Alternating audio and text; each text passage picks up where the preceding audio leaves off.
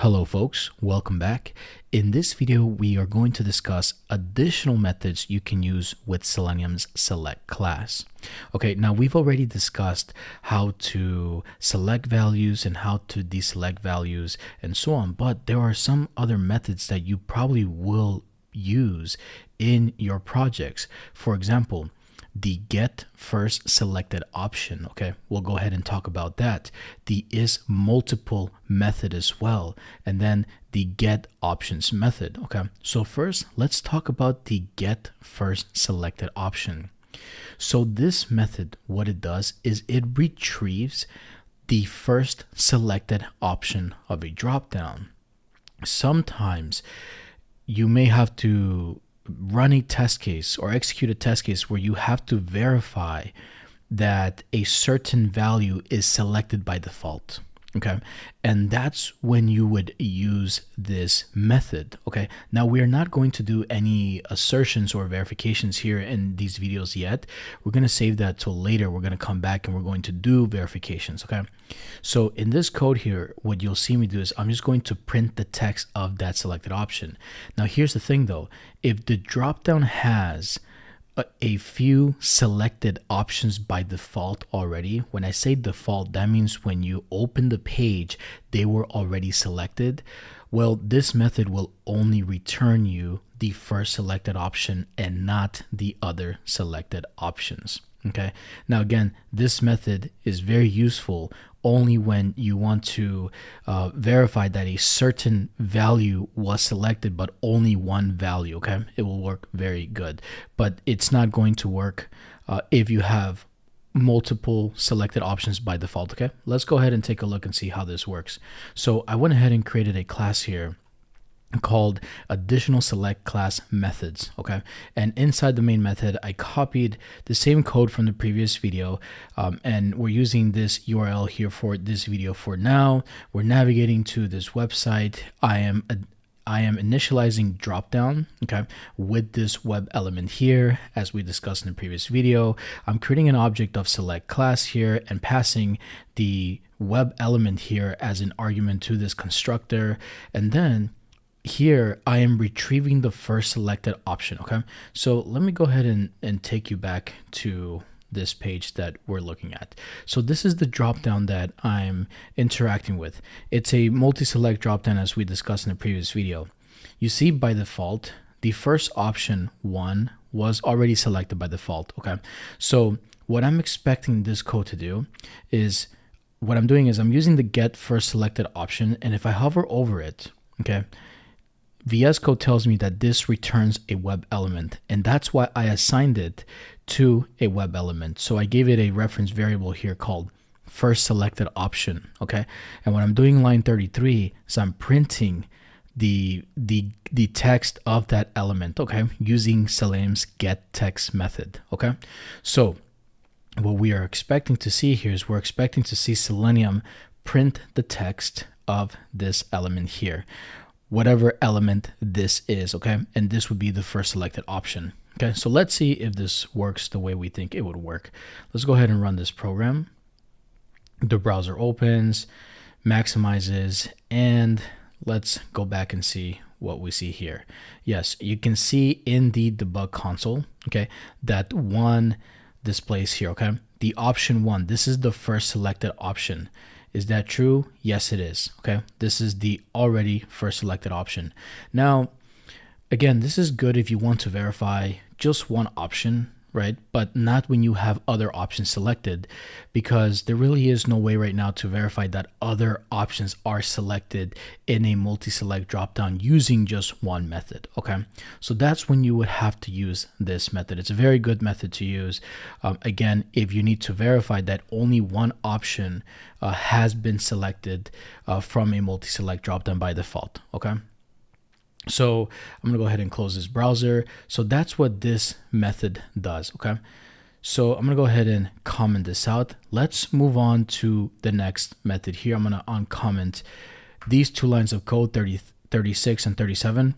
Okay, so there's a method called isMultiple. The method isMultiple also comes from the select class, and it returns a Boolean. Okay, so if this method, and here, you see the description, it returns whether this select element supports selecting multiple options at the same time. So if the dropdown selects for multiple options to be selected at the same time, it will return true. If it doesn't support multiple options being selected at the same time, then it will return false. Okay. So in this case, we've already manually verified this, so we know that we can select multiple options. Okay, but let's see if this works as Selenium tells us it's going to work. So right here, 37, what am I printing? I'm not printing out any text. Okay, so this is multiple method returns a boolean. So I went ahead and assigned it to a boolean, and I assigned it to this variable here is multi-select. Okay, so when I run this, it's going to print out the result of this, which is going to be true or false. In Java, boolean is a primitive data type, okay, and a boolean will only give you true or false. The default value of a boolean in Java is false until there is something to be true. Okay, so if this returns true, we will see true. If this dropdown does not support multiple selections, we will see false. Okay, let's go ahead and run this and see how this works. Okay, so the browser opens and we can go back to VS Code now, and we see true here. Okay, so that is the result of this code, true, meaning that this does support multiple selections. Now, when we write code like this, folks, we're actually not verifying anything yet. We're not writing any assertions. So you've probably heard me say this already in the beginning of class or of this course. An assertion is a verification point. Don't worry, we'll get there. But with our automation, we do need to write some code to verify that something displays as expected or that we're getting a certain value as we are expecting. Right now, this is not doing anything. It's just printing out something, and printing out does absolutely nothing to the program, okay? But don't worry, we will work on assertions later on in the course. Point is, we got what we wanted to see, okay? Then let's talk about this code down here. Hey folks, just making this quick video here and throwing it in here because I forgot to mention something. If you figured it out, then again, you are nothing but amazing. Okay, but I wrote this code here, list of web elements and so on with this for each loop as you're watching in the video. If you're writing this code out, okay, list needs to be imported from the java.util package. Okay, so you can see my import up here on line 3. Okay, so let me go ahead and delete it just so you can see what else may come up. Okay, so if I click on list and I click on this bulb, right now I have only one option, and that's what we should see just for now. But if you start including other packages or other libraries in your framework, you could see other options with list. Okay, so make sure to import the list interface, okay, from the java.util package, and you should be good to go. Okay, so there is a method called getOptions. Okay, and this getOption methods is to be used to get all the options in a dropdown. Okay, now here's the thing. This method getOptions returns a list of web elements. Okay, so now we're dealing with a data structure that is dynamic. If you're not familiar with the list interface in Java, well, list is part of the Java collection framework. And if you're not familiar with what the Java collection framework is, it's basically just a section of Java or part of Java or a framework of Java, as the word says, where that consists of several data structures, okay? Data structures that allow us to store data or dynamically handle data or different types of objects, okay? We'll talk about that later. But this is the return type, a list of web elements. So I was able to store it in a list of web elements like this. I gave this list the reference variable all options, okay? And what I'm doing here, I'm using a for each loop, okay? So if you don't know how a for each loop works, I'll remind you right now.